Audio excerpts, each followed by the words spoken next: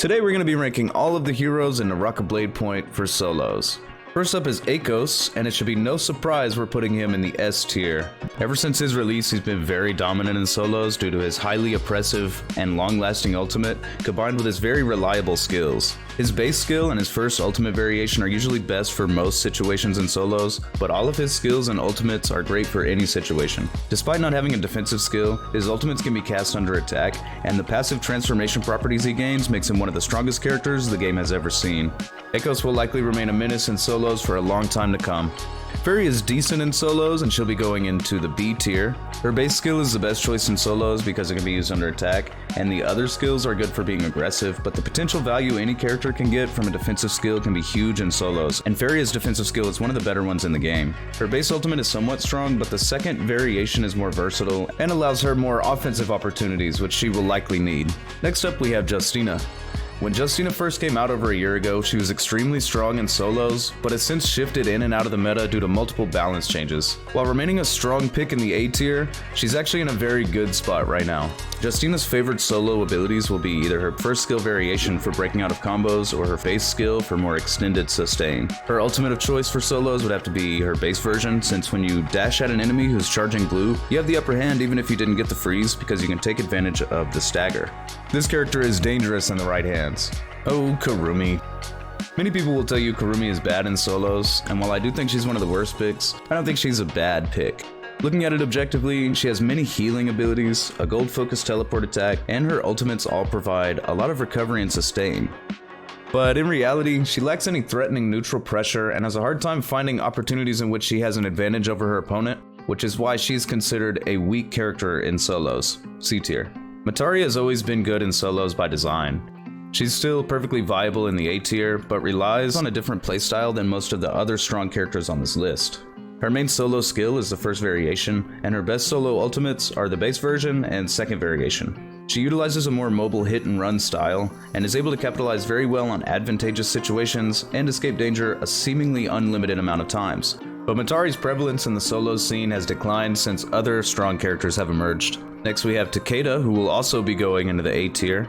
Takeda is only outclassed by those with long-lasting, high-pressure ultimates that also provide a passive defensive aspect. Takeda's ult is very good, but only has 3 charges to share between offense and defense, and he doesn't benefit from any passive defensive ability like stagger protection or damage mitigation. His best ability is still the second variation, even though he doesn't take their weapon, because it gives him a neutral advantage afterwards. But the first skill variation is decent for the heal as well, and his base skill can be good, but is very easily countered by enemies. Takeda's base ultimate is usually preferred for solos, but the second ultimate variation is also viable. Tarka is still good. His skills and ultimates are great for solos, especially his base skill and ultimate. Even though he doesn't have a skill to use when under attack, his pseudo-defensive base skill forces enemies to play differently when approaching a Tarka or face dire consequences. Not only this, but his ultimate can be used while under attack and breaks many traditional rules of Naraka combat while also unlocking the easiest infinite combo in the game. He can use his fire punch and ultimate to easily win neutral. He doesn't have to fear being punished for getting parried, can cancel practically any animation, affects enemies with the burning debuff, dealing damage over time and lowering healing, all while deflecting ranged attacks during enhanced movement abilities.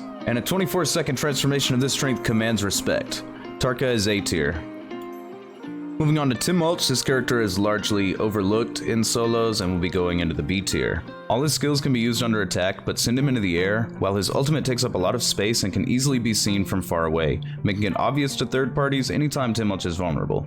His tornadoes are more easily countered in 1v1 compared to teamfight situations, and his ultimate can be strong but falls short of providing the kind of versatility that the current meta demands. That being said, solos Temulch players prefer first skill variation and second ultimate variation. Tianhai is definitely a weak pick for solos going into the C tier. His transformation makes him a target for everyone around, and Vajra struggles to be effective in a 1v1 situation. His base skill is good for solos because it can be used under attack, but his first skill variation is often preferred since it can disarm an opponent if used correctly. Tianhai's ultimate is best used as a reset button, and I think Monk is the worst character in the game for solos. I actually love to say this. Valda will be taking the top spot in the S tier on this list. Valda struggled in solos for many months, but thanks to the rework to her first ultimate variation, she's now in a terrific spot. Multiple charges of an empowered F that wins neutral while protected by golden focus are made even better when paired with the extra life bar she gains for the duration of her ultimate. Her second skill variation can be used under attack, making it optimal for solos, but if you're feeling aggressive, her base skill can be just as good. As it currently stands, the best character pick for dealing with any given situation in solos is Valda. Up next is Viper going into the B tier.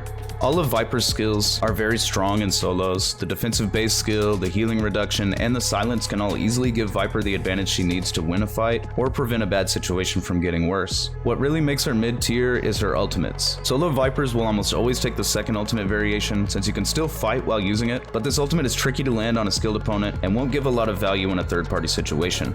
Mastering this character in solos is tough but can be very rewarding. Wuchen, despite having a very low pick rate in solos, may not be as bad as most may initially suspect, and will be joining Viper in the B tier. Using any of his skills and his first ultimate variation, a skilled player will feel satisfied outplaying their opponents with this character in solos. His sustain and interruptive nature can cause players unnecessary grief or panic, but relying on Wuchen's abilities to give you an easy win would be a mistake. Then we have Yoto Hime. Yoto will be making her way into the B tier, reserving her true power for trios. In solos, Yoto may struggle to get similar value from her ultimate or even her skills when compared to team modes, opting for base skill or second variation, and almost always taking the second ultimate variation. There are many better characters for solos, but if you really want to play Yoto in solos, you can definitely make it work. Yueshan is not an ideal pick for solos, barely making it into the B tier. His skills are decent, mainly his base skill for the breakout, but his ultimate is what's landing him a low placement on this tier list. It's not threatening enough in a 1v1 or powerful enough in a third-party situation to consider it very strong for the mode. Yueshan players will likely use his base ultimate in solos. The newest character to the game on this list is Zai, and she'll be going into the A tier. Her ultimate form is incredibly oppressive, with the chain scythes having golden focus on ranged attacks and varying charge move forms based on the ultimate variation. While her base ultimate may seem better for solos because of the heal, Zai actually cannot aim the chain link attack. Plus she gets a small heal when using other ultimate variations, and first variation includes fire damage, a wider frontal cone range, and a longer hit stun, making it the better choice in almost all situations. Flame Ward is also strong, especially the base version since it can be used under attack, and lets her choose if and when she wants to re-enter the fight or begin creating distance with enhanced movement abilities. And because she's the most recently added character as of making this video, she's still difficult for many players to fight. Last but not least, we have Ziping. I'm glad they got Ziping in a good spot because she was way too strong when she first came out. We'll be placing her into the A tier based on her amazing ability to never die. She has so much effective recovery and golden focus, especially when using her base skill for the damage reduction or first skill variation for the inspiration shield, which prevents stagger from non-focus attacks. Some Ziping players like her base ultimate, but I personally prefer to use her first ultimate variation because you get to benefit from the long heal while still getting the Mortal Defiance effect if she's killed during the duration. Alright, I hope you guys enjoyed this tier list video. Feel free to add any feedback in the comments to let me know what you think about this ranking, and I'll see you all in the next one. Later.